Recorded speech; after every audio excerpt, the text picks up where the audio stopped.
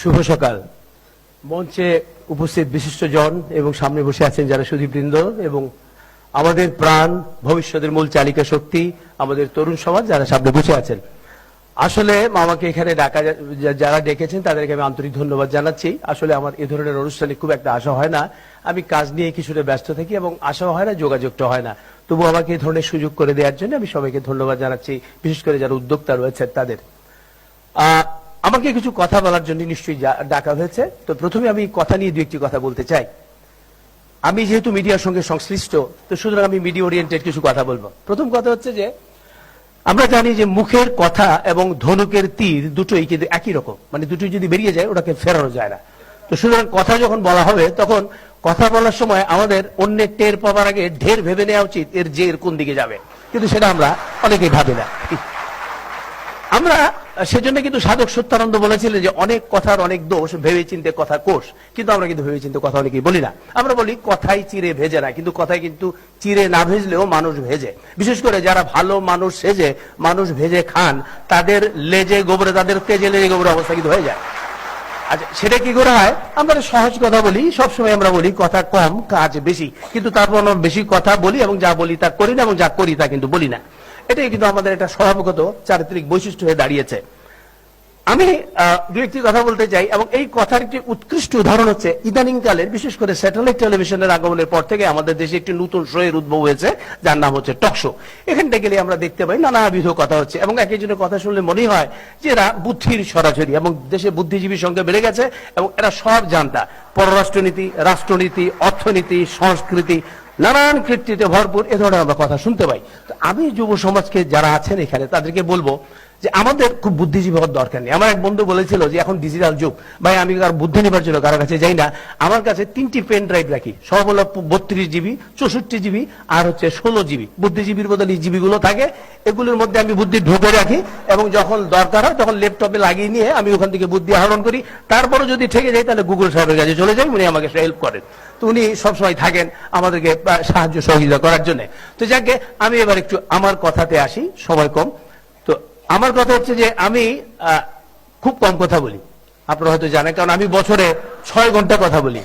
365 দিনে আমি 6 দিন প্রোগ্রাম করি টেলিভিশনে।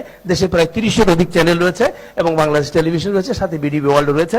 তারপরেও কিন্তু আমার মতো একটি লোক 6টি ঘন্টা অনুষ্ঠান করি, এবং বছরে 6 বার আমি টেলিভিশনে আসি, এবং সে কারণে আবার 6টি ঘন্টা আমার অনুষ্ঠান করা হয়।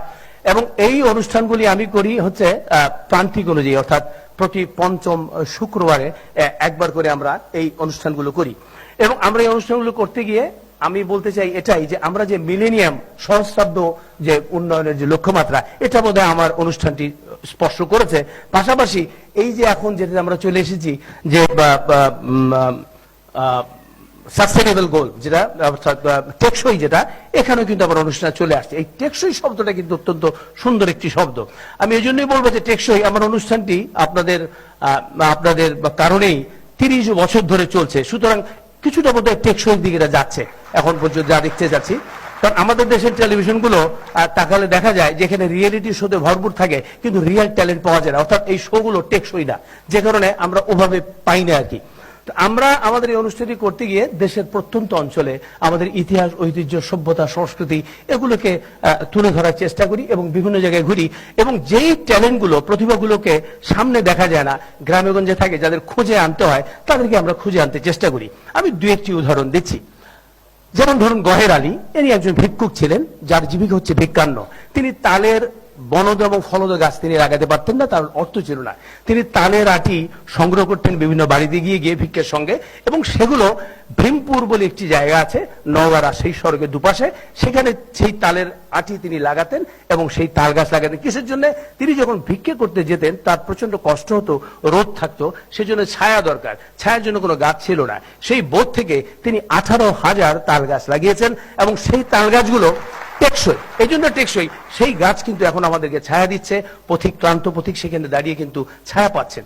এবং আমি আনন্দিত এই জন্য যে মাননীয় প্রধানমন্ত্রী 2009 সালে প্রথম যখন পরিবেশ পদক দেওয়া হয়, তিনি পরিবেশ সংরক্ষণে প্রথম পরিবেশ পদক পেয়েছিলেন, এবং মাননীয় প্রধানমন্ত্রীর পাশে থেকে তিনি সেই পুরস্কারটি নিয়েছিলেন। এবং আরেকটু উদাহরণ আমি দিতে চাই সেটি হচ্ছে পলান সরকার। পলান সরকারের নাম আপনারা অনেকেই জানেন, যিনি কিন্তু শহরে কিন্তু মানুষকে বই পড়তে উদ্বুদ্ধ করেনি। শহরের থেকে গাড়ি দিয়ে বাড়ি বেরিয়ে তা নয়, কিন্তু গ্রামে গ্রামে হেঁটে হেঁটে 30 কিলোমিটার পথ হেঁটে হেঁটে তিনি বিভিন্ন জায়গায় বই দিয়েছেন। যুব সমাজকে উদ্বুদ্ধ করার জন্য, জ্ঞানের আলো বিকিরণ করার জন্য তিনি বই দিয়েছেন, এবং সেই বইগুলো এবং যাদের পড়া শেষ হয়ে গেলে তিনি সেই বইগুলো ফেরত আনতেন।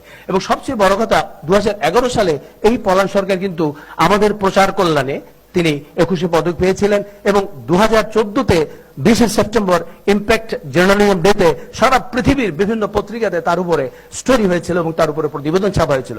এই সেই পলান সরকার, কিন্তু তাকে কিন্তু আমাদের কেউ খুঁজে বের করেনি। আমরা চেষ্টা করেছিলাম খুঁজে বের করতে। আমি আরো দুই একটি উদাহরণ দিতে চাই। ছোট্ট একটি ছেলে, তার নাম হচ্ছে হালিম। তিনি 3 বার গিনেস বুক অফ ওয়ার্ল্ড রেকর্ডসে তার নাম লিখিয়েছেন এবং তাকে আমরা দেখিয়েছি। সে কিন্তু তরুণ, তার বয়স হচ্ছে 22 বছর, এবং সেভাবে তিনি একের পর এক সাধনা করে গেছেন।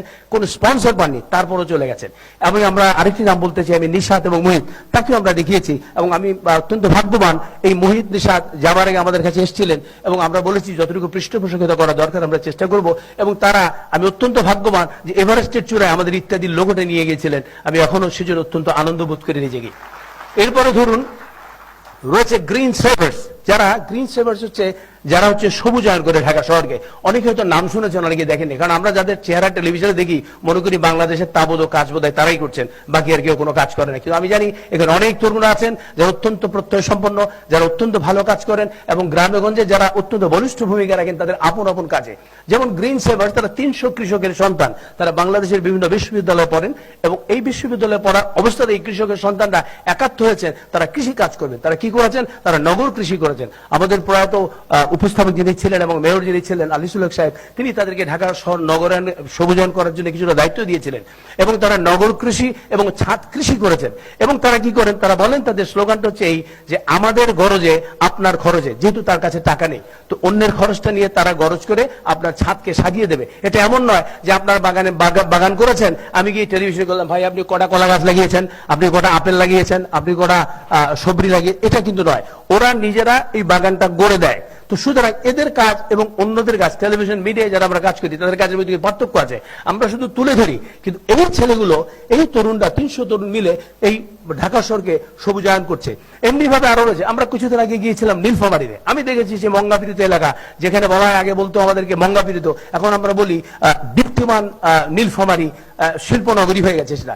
এবং সেই অসহায় মেয়েরা যারা আপনার লেখাপড়া জানে না, তারা পৃথিবীর বিশ্বখ্যাত ব্র্যান্ডেড সব জিনিস বানাচ্ছে, মাইকেল কোরের ব্যাগ বানাচ্ছে, তারা দেখেছি আমি গুচির চশমা বানাচ্ছে, তারা চমৎকার চমৎকার সব গাড়ি বানাচ্ছে, ওডি গাড়ি বানাচ্ছে, ফেরারি গাড়ির মডেল বানাচ্ছে, এবং আমি অত্যন্ত আপ্লুত হয়ে গেছি তাদের কাজ দেখে। অর্থাৎ আমাদের তরুণদেরকে যদি ঠিকভাবে গাইড করা যায় তাহলে কিন্তু তারা পারে। আমরা সবসময় বলি যে শুধু তরুণই করবে, কেন বুড়োরা কি হয়েছে, প্রবীণদের কি হয়েছে?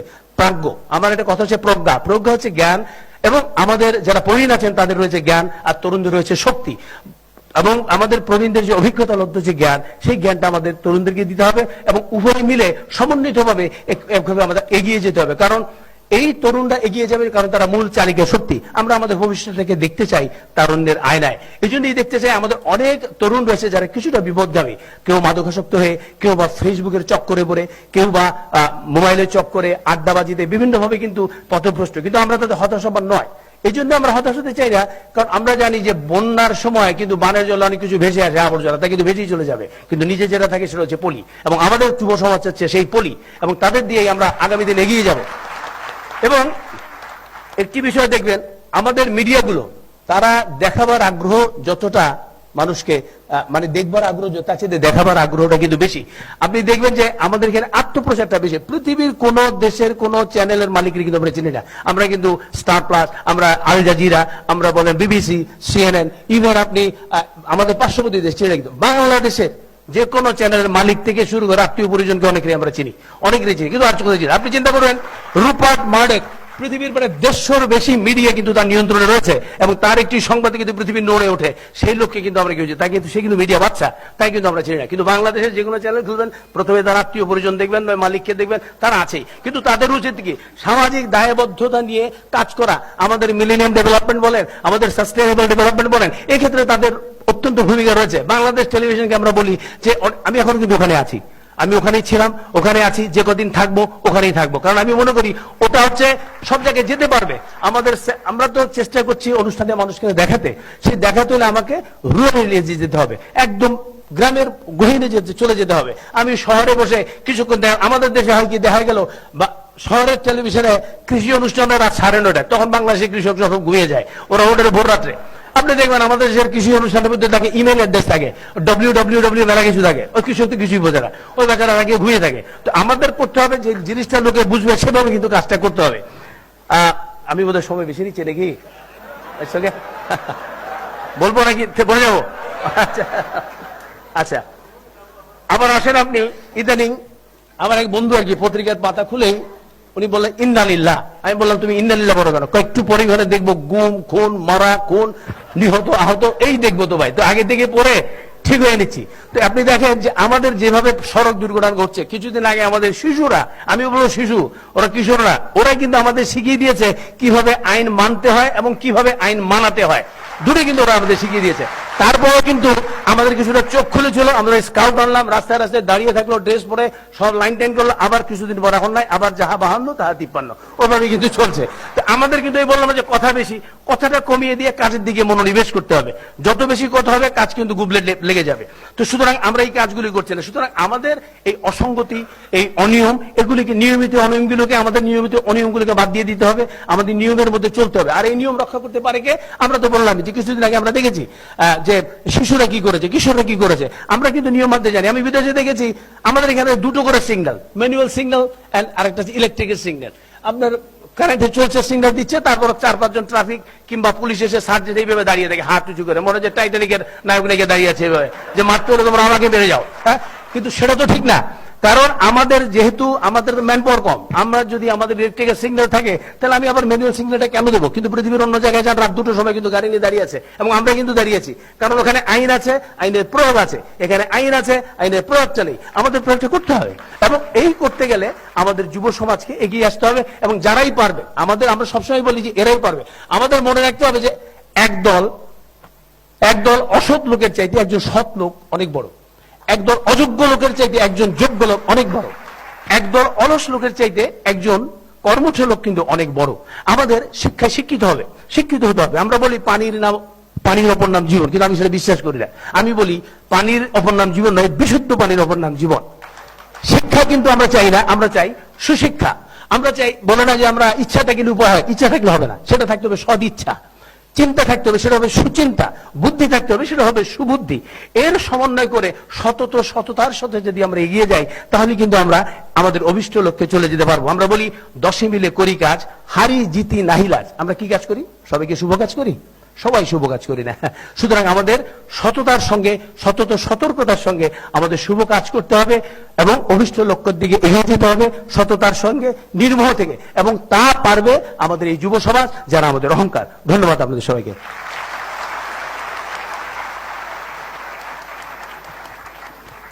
ধন্যবাদ জানাচ্ছি জনাব হানিফ সংকেতকে, অত্যন্ত সুন্দরভাবে পরিচিতভাবে, আমাদের খুবই পরিচিত এই ঢং কথা বলাটা, এভাবে আমাদের সাথে সহযোগিতা করার জন্য। এ পর্যায়ে আমরা আহ্বান জানাচ্ছি জনাব সুদীপ্ত মুখার্জিকে।